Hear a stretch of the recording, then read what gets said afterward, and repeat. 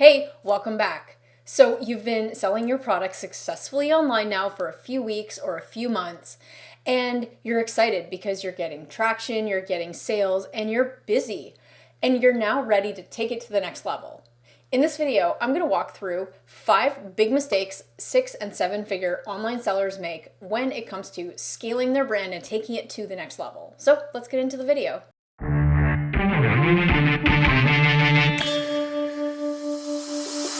Hey guys, I'm Khierstyn with Launch and Scale. If you're new here, welcome. If you are an e-commerce seller that has launched a product and you are looking for actionable strategies to take it to the next level, be sure to subscribe to our channel because we release regular content weekly to help you just do that so that you're able to quit your 9-to-5 and build a profitable business, giving you freedom in your life on your terms. So when it comes to scaling your business, for the first time, it's really exciting because you've navigated the weird waters of, okay, well, how do I know my product's going to sell? You've started to identify who your target audience is and your customer demographic. You're starting to get sales and things are starting to move for you. But there's this nagging feeling in the back of your head that stresses you out because you don't know what you don't know. You may not know what to focus on. You may not know if you want to take your business to the next level or what the right move is for you. So in this video today, we have pulled together 5 of my favorite strategies from a little bit from our clients and a little bit from the 1% community. So big shout out to you guys. We're going to give a mention for we crowdsourced what are some common mistakes that 6- and 7-figure sellers make when it comes to taking their business to that next level and scaling up. All right, coming in at number 5 is from Greg Johnson, being in love with your product and not your customers. This is amazing. Few things here. If you're in love with your product, which you need to be, of course, but you need to remember that the reason you have a business is because of your customer. The reason you have a brand, the reason that people are advocating for your company and giving you great reviews is because of the relationship they have with you. The difference between you having a white label product on Amazon and you creating a brand on Shopify is that customer experience, that customer connection that people have with your products. Your customers are the number one thing that are going to keep you in business long term. When competition comes along, when a bad review comes along, they're the ones that are always going to be there buying new products that you launch and support you. Don't lose sight of that. The other thing to note is that don't be so in love with your product that you're not open to feedback.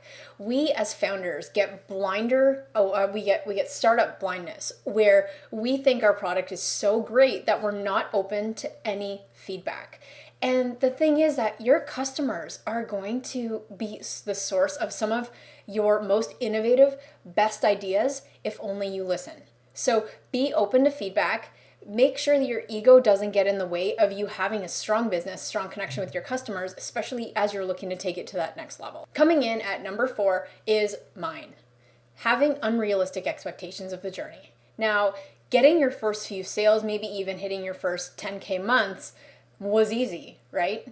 And so because of that, you think, well, maybe getting to that next level is going to be even easier. Scaling your company involves you hiring your first contractors, your first employees, starting to develop systems for your company, starting to take your messaging more to the masses and building your audience past what it is right now. All of these things and having even options for what marketing channels to get into. Should you do Amazon? Should you do retail? Should you do QVC? When you look to take it to that next level, you have so many options that there's actually a lot of things that are going to stop you from taking it from 6 to 7 figures. And just because it was easy to get your first few sales, do not expect the next step in the next phase to be easy because there are so many variables that you don't know. So have realistic expectations that just because you may have gotten traction in the first few months that you're going to just get to 7 figures quickly. Likely that's not going to happen, okay? There's going to be a lot of roadblocks on the way. You're going to have a lot of learning on you stepping into the role as CEO in your company, and that requires you to learn a lot of skills, especially in the beginning when you don't have the luxury of having this big team to support all of your goals. So having realistic expectations that the journey is going to continue to be hard, continue to foresee and identify threats and weaknesses in yourself as a business owner and in your business and in the market, and to have realistic views of how to navigate those threats and weaknesses are going to help you be prepared for unknown obstacles that come your way. So know that it's going to be difficult. Set yourself up for success by preempting weaknesses, by getting ahead of things, okay? And also plan for worst case, don't plan for best case. Another really specific thing that I wrote down here with unrealistic expectations of the journey is maybe part of you scaling up is starting paid advertising. It's very common for your first set of ads to not work because you are now testing different demographics, different messaging, and stuff like that. And it will take some time to get paid ads to work profitably for you. So just because you've had success organically doesn't translate automatically to you just putting some money behind advertising and having things work right away. Things will take time to get to work, especially as you learn what resonates, learn what works with your audience, learn what works with your market. And it's going to be a series over the next few months to get from 6 to multiple 6 figures to 7 figures is going to be a larger journey than you can anticipate. So just have realistic expectations of what that can look like, and don't get discouraged if it's not as easy as you starting your company was. Coming in hot at number 3 is Jared Dong from the 1%, focusing on beating the competition instead of serving the customer. I love this one. I had a conversation with someone last night just before recording this that they were very concerned because they had first mover advantage in the market. They brought a new innovative product in, and now the competition is bringing in a knockoff product and taking it to Shark Tank. Ooh, okay. So the founder was like, maybe I should do this other thing to one up. And I gave this founder some advice to stay in her own lane.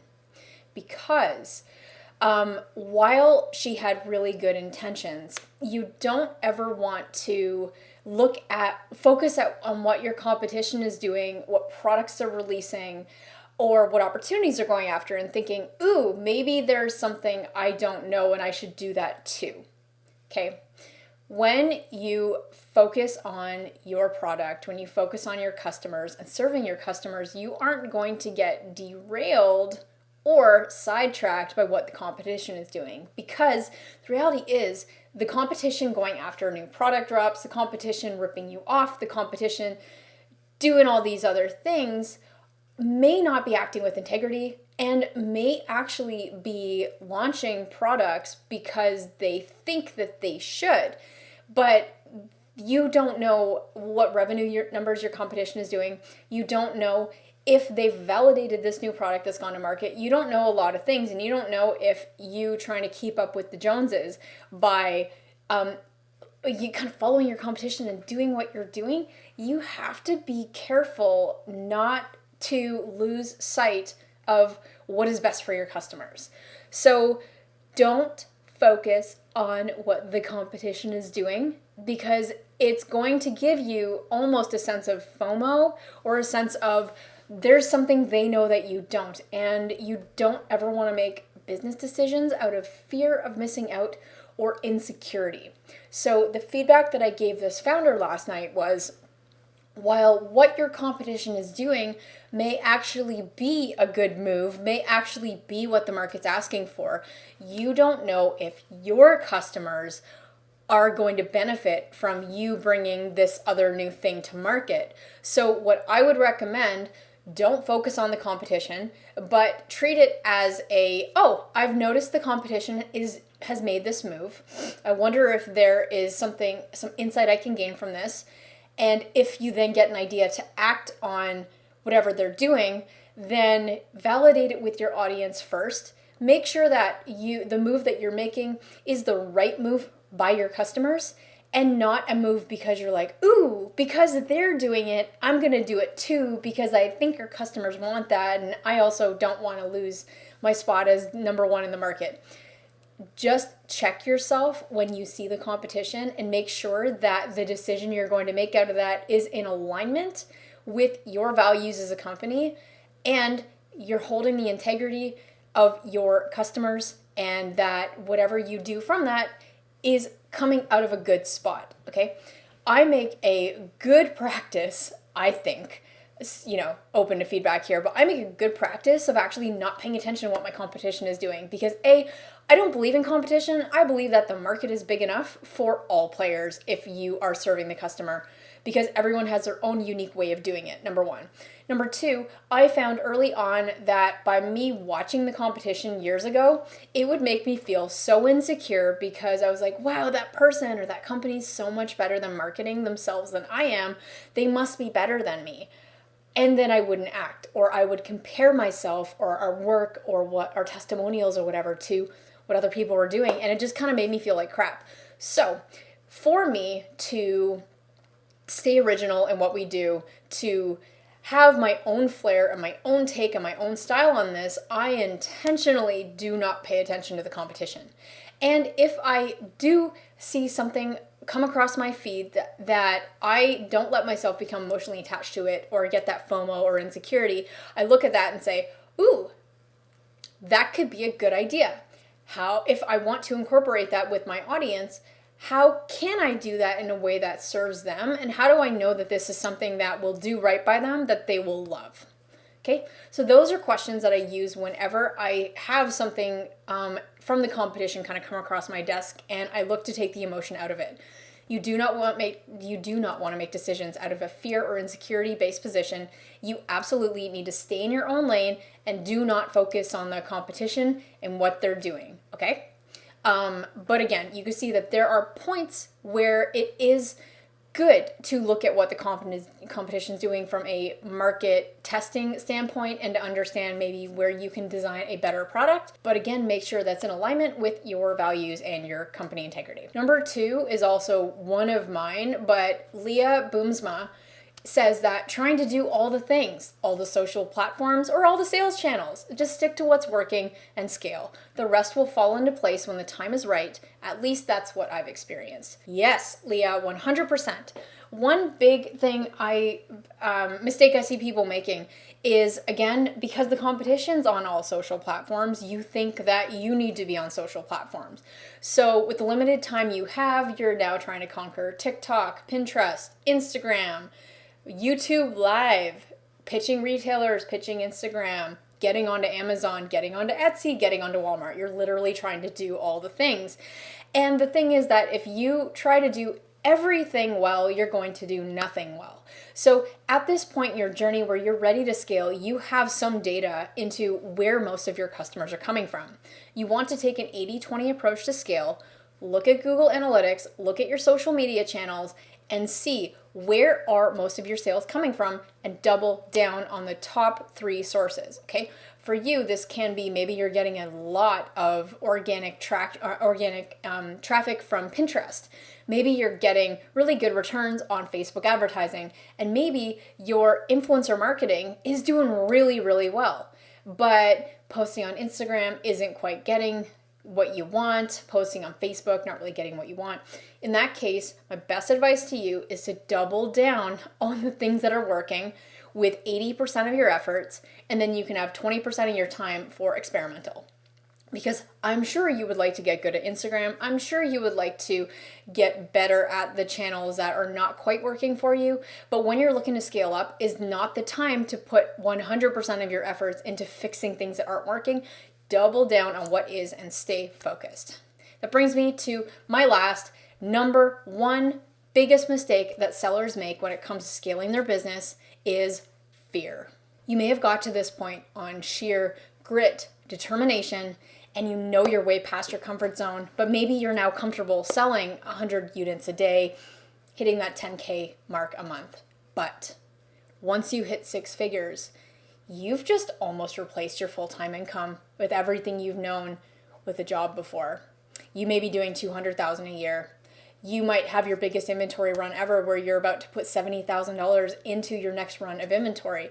You might have to hire your second or third full-time staff, and you are now responsible for salaries and to keep that going. And you're tapping into opportunities that you may never have thought possible for you. This is where mindset practice comes in. You will want to invest heavily with your time and reading and getting to know and become self-aware so that you can identify when fear is starting to hold you back. If you would like our top resources on mindset, let me know in the comments. I will post them for you.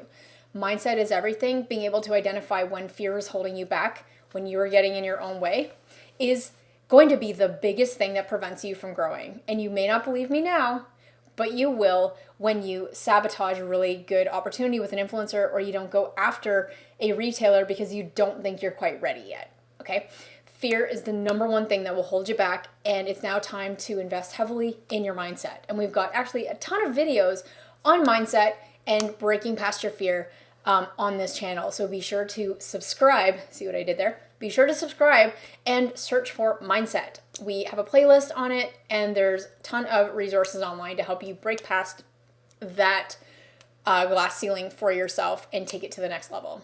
Apart from that, you just learned the top 5 mistakes that online sellers make when it comes to scaling their business from 6 to 7 figures. Which one was your favorite? Which one did you resonate the most with? Let me know below. Also, below, we've got a ton of free resources and training to help you take your business to that next level, so be sure to check it out. Apart from that, thank you for subscribing. Oh, you're not subscribed? Well, do that now. We release content like this regularly to help you launch and scale your e-commerce brand online, so be sure to do that. And then check out one of these videos. Okay, we'll see you next time.